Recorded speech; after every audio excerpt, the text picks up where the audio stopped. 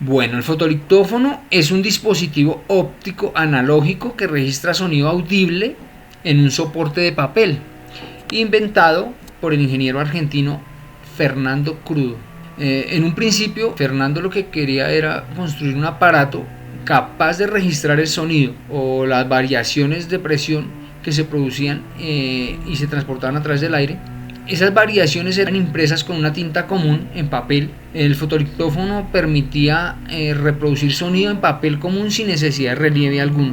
Era una información impresa únicamente en el papel y ya. Una de las grandes ventajas era que no había un roce directo entre lo que era el cabezal lector y el papel. Entonces esto daba que la información que estaba ahí almacenada no se desgastara, entonces duraba muchísimo tiempo. Sin embargo, el sistema de grabación de este aparato era muy caro, era complejo, era aparatoso, empleaba un proceso similar al del naciente cine sonoro, pero la reproducción era mucho más simple, este era mucho más fácil de reproducir, y la misma era posible con un equipo de reducidas dimensiones. Patentó el invento el 23 de noviembre de 1934. La primera patente que le dieron fue el 2 de febrero de 1931, pero era de otro aparato, el cual usaba era un disco con las mismas características. Bueno, como les decía, este disco, la información se transcribía por lo que se llama densidad variable o por un degradé de grises, para decirlo de otra manera. Durante la década de 1930, él obtuvo muchísimas patentes, tanto en la Argentina como en otros 30 países. De hecho, en alguna época él estuvo viviendo en Europa, y él lo que hizo fue que en los periódicos grababa las noticias, ¿sí? El audio de las noticias las grababa y las imprimían en el periódico. Entonces todo aquel que tuviera un fotolictófono en su casa, un reproductor de fotolictófono, podía escuchar las noticias. Lo que hacía era enrollar el papel sobre el cilindro y lo reproducía. Y a pesar de todo esto, pues no, el invento nunca cogió fuerza, pues básicamente por lo complicado que era capturar el sonido con este aparato. Era bastante complejo. El proceso era muy parecido al del cine.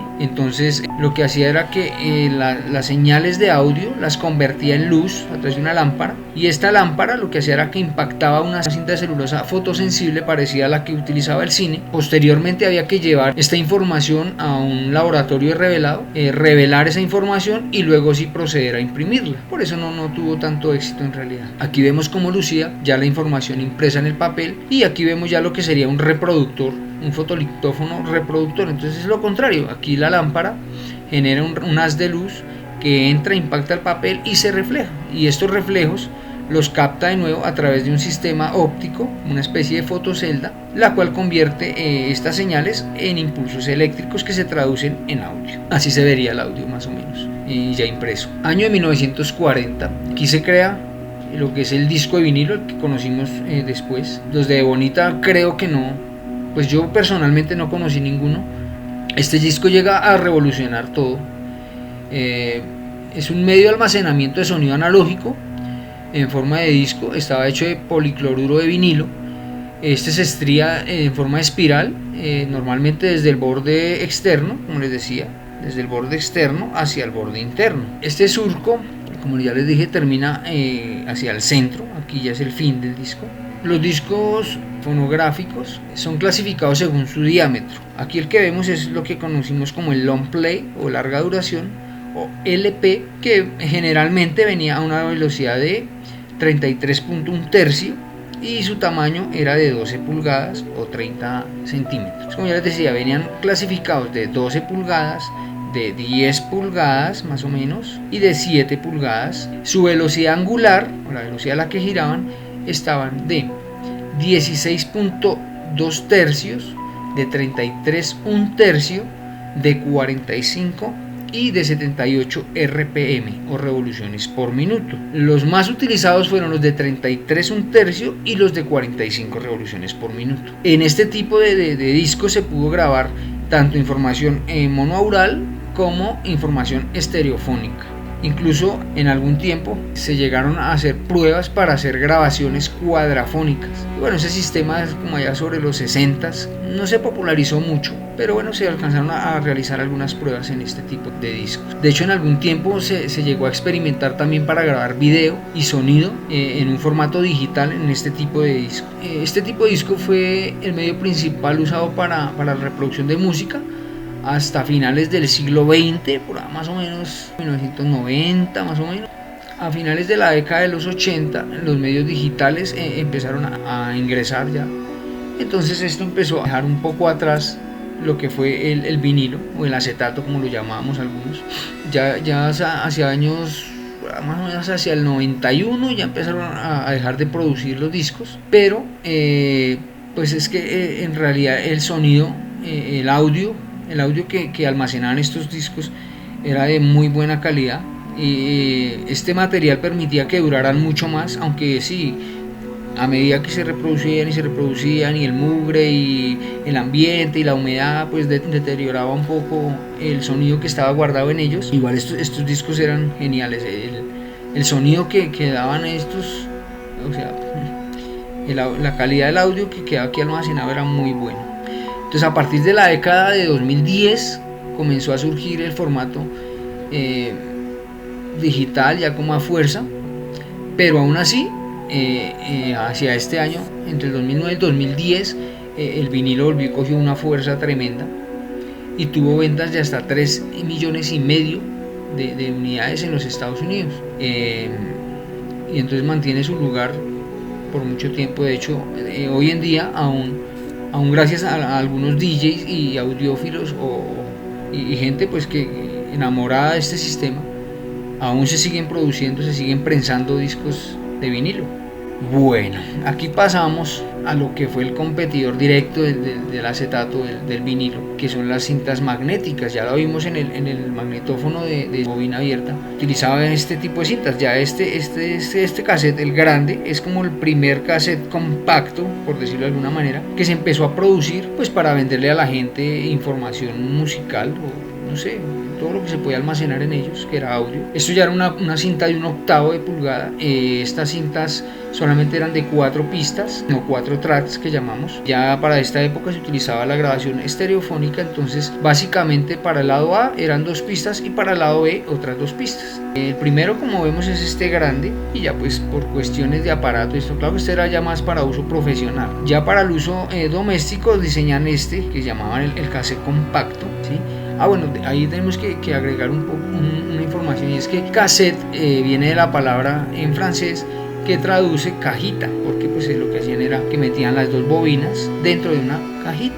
Así se veían los primeros reproductores de cassette compacto, que eran los que tenían en la casa las personas. Como vemos, bueno, este ya tenía la opción de grabar. Los primeros no traían la cabeza de grabado, solamente eran para reproducir. Ya pues con la evolución fueron sacando, incluyendo dentro de ellos la cabeza de grabación, lo cual nos permitía hacer una grabación en cinta ya en nuestras casas. Aquí lo que vemos es el counter o el contador. Era un contador mecánico, el cual iba atado con una banda a un elemento giratorio, iba produciendo aquí que iban cambiando estos valores. Esto se utilizaba pues para tratar de más o menos uno saber dónde estaba la canción que me gusta, o en qué punto quería yo guardar un registro, algo, y en el minuto, o bueno, en el 10 tengo algo importante, entonces yo simplemente devolvía hasta que esto me marcaba 10 y le daba play. Entonces más o menos era la manera de uno poder buscar dentro del cassette lo que uno tenía guardado. Esto evoluciona y aquí vemos un sistema de un deck, ¿sí? Doble cassette deck que llamábamos en aquella época, que ya eran 2 unidades de reproductor y grabador de cassette en uno solo. Este era un tipo profesional, como podemos ver aquí. Se sabe que es profesional porque las 2 caseteras me dan la opción de grabar. Los de uso doméstico, solamente la segunda casetera tenía la opción de grabar. Entonces lo que se podía hacer era que se copiaba lo que tenía en la casetera 1 a la casetera 2. De hecho, ahí sacan una cosa que se llamó el high dubbing, que era poder grabar de manera más rápida la información de un cassette al otro. Entonces ya no había que hacerlo en tiempo real, sino que yo activaba el high dubbing y más rápido hacía la transferencia de un cassette al otro. Como les digo, esta era la línea profesional, entonces vemos que se podía trabajar un canal independiente para cada casetera. De igual manera se podía reproducir independientemente una de la otra. Ya vemos que aquí teníamos ya un control, un counter. El counter ya era digital, lo vemos aquí que a través de un dispositivo LCD vemos la información tanto de la casetera 1 como de la casetera 2. Y aquí nos olvidamos del counter mecánico. Bueno, aquí llegamos a la evolución de lo que eran las cintas. Ya llegamos a la cinta estos se llaman cartuchos de 8 track. Básicamente esto lo que hacía era que cogía una cinta del magnetófono de bobina abierta y la metía dentro de una caja. Esta tenía grandes ventajas comparándola con los cassettes compactos que ya vimos. En las características del sonido, la calidad del audio que daba, o la calidad del sonido, ya hablando del sonido amplificado, que daban este tipo de cintas era muchísimo mejor que la del uso comercial, que era solamente de cuatro pistas, pero 2 para cada lado. Esta alcanzaba a almacenar 8 tracks, 8 pistas en una misma cinta. Resultaba que este sistema de cinta era un sistema sin fin, entonces eran 2 bobinas que giraban siempre en una sola dirección. Además incluyen el pin roll, así se llamaba esta ruedita de caucho que era la encargada de, con otro elemento, arrastrar la cinta. Esta ya va incluida dentro del mismo cassette. Esto generó mucho tiempo problemas en el otro tipo de cassettes. Bueno, aquí ya vemos lo que es el reproductor, un reproductor de Pioneer, de lo que era un cartucho de 8 tracks. Así lucían. De igual manera este también ya daba la opción de grabar. En fin, es muy analógico a lo que era el cassette. Lo que pasa es que se desarrollaron pues por lados diferentes. Muy poca gente llegó a tener este tipo de aparatos. Aquí en Colombia fue muy poco lo que hubo de este sistema. Bueno, aquí vemos lo que serían los boombox que llaman, estos eran aparatos portátiles de audio. Este, por ejemplo, me permitía escuchar emisoras de radio. Aquí vemos que maneja 4 bandas diferentes: AM, FM, onda corta, onda media. Bueno, tenemos estas 4 opciones con sus diferentes frecuencias. Teníamos también el acceso a una casetera, entonces también me permitía reproducir un cassette. Adicional a esto, las que traían ya la cabeza de grabado también traían incluido un micrófono, el cual me permitía, aunque era un poco grande, pero yo podía grabar conversaciones o incluso música de otro medio a digamos de otro aparato que estuviese sonando. Yo activaba mi grabadora y a través del micrófono él capturaba ese sonido y lo guardaba aquí de manera magnética. Estos eran los boombox, muy famosos, muy conocidos sobre los años 80 y finales de los 80, comienzos de los 90 incluso. Bueno, aquí vemos la evolución de nuevo.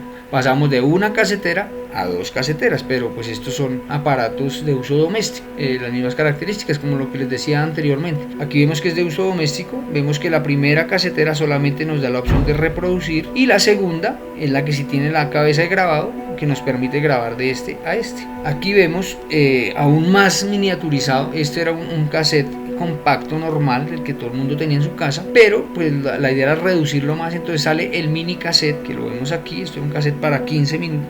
La presentación de los estándar, de los compactos estándar que tenía todo el mundo, venían de 30, 60 y 90 minutos. Estos venían de 15, 30 y hasta 45 minutos únicamente. Bueno, aquí vemos lo que eran las grabadoras portátiles. Las primeras se veían como esta, eran bastante grandes, del tamaño del cassette. Esto era lo que utilizaban los periodistas, por ejemplo, para sus entrevistas. Cargaban una de estas y aquí en cinta se guardaba la información. Luego pues la redujeron al mini cassette y entonces ya se redujo también el tamaño de sus grabadoras. Esta grabadora tenía la posibilidad de grabar y a la vez también reproducir ahí mismo lo que se grababa. De aquí pasamos a lo que ya es el audio portátil personal, el Walkman. Lo que permitía era caminar mientras escuchaba la música. Pues Walkman, el hombre caminando, podía ir caminando e ir escuchando su música. Algunos traían, también incluía pues la recepción de radio. Habían otros que no, otros eran solamente reproductor de cassette. El pin roll del que les hablaba, que ahora en el de 8 tracks venía incluido, en este no venía.